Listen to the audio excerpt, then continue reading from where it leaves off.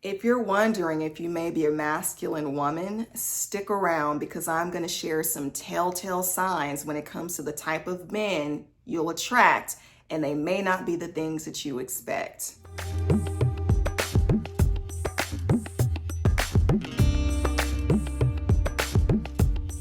Hi, and welcome to my channel. I am Portia, the communicator, your certified mental health life coach for all things life and love. Thank you for being here. Shouts out to all the new subscribers. I appreciate you for being here. And if you like this content, give it a thumbs up. Subscribe if you haven't done so already, if what I say aligns and resonates with you, and share the video if you feel it can be beneficial. I also want to let you know that I have a special announcement at the end of the video, so stick around because I want to share something with you. All right, so to quickly dive in. Being a masculine woman is not solely based on if your vocal tone is deeper, if your clothes are baggier, or if your muscles are buff. I want to debunk those myths and really talk about how masculinity, ultra masculinity in a woman can show up with high heels, a bob, red lipstick, a skirt, stockings, all the things. It is not strictly based on aesthetics.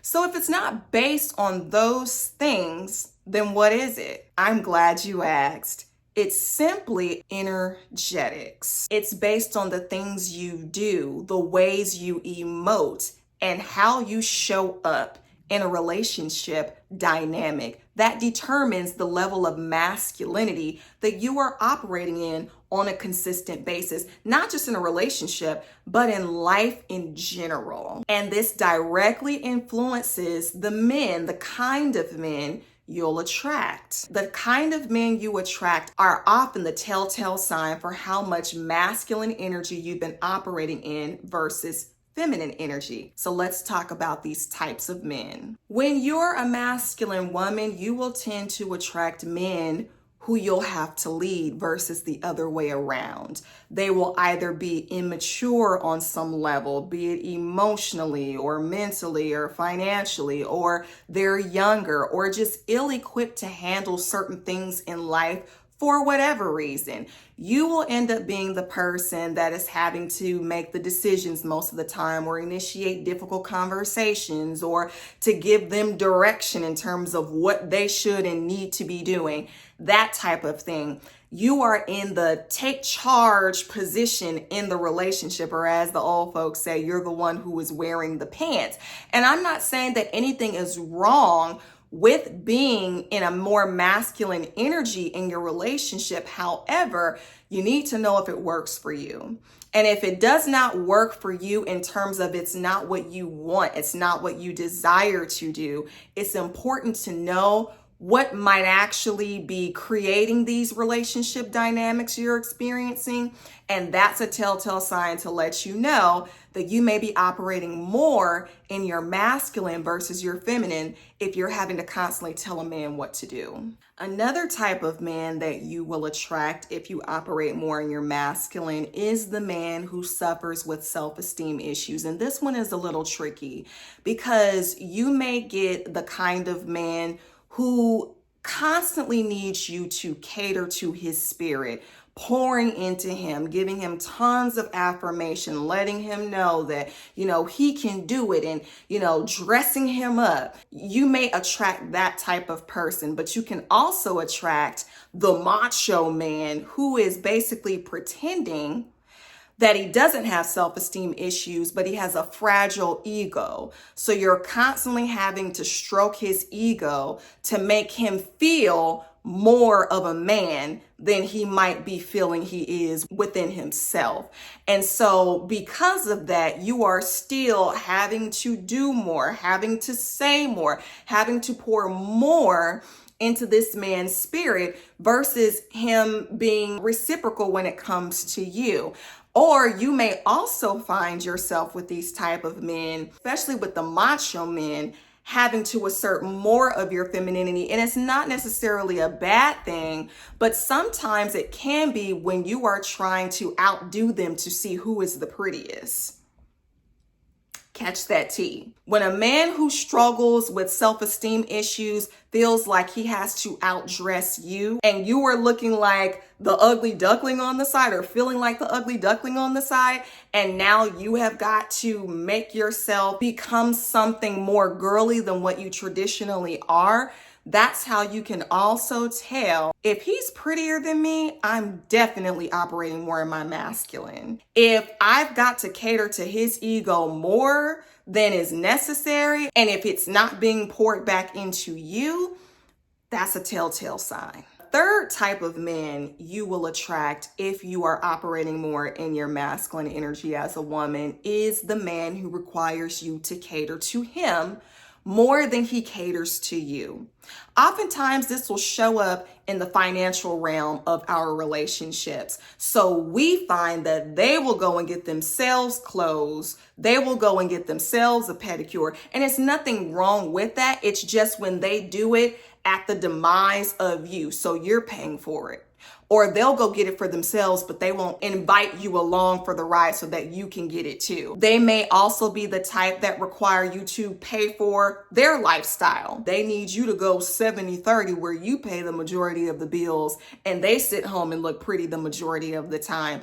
Or it can show up with the man who is cheap, broke, or stingy. Either one of those three, if you are having to come more out of your pocket to cater to this particular man, to be in a relationship with him, you are definitely operating more in your masculine energy and you are not in a balanced place to receive and to rest more in your femininity because you're essentially having to support a man. This last one I'm going to talk about is also a little tricky because we often as women don't think about it, but it really is true. If you are using sex to reel a man in, essentially what you are doing is you are chasing and pursuing a man, which is in and of itself masculine.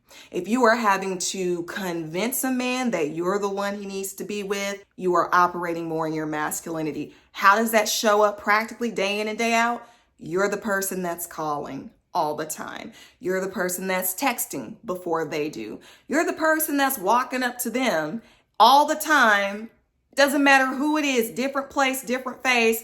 You are the person that is initiating conversation all the time with men.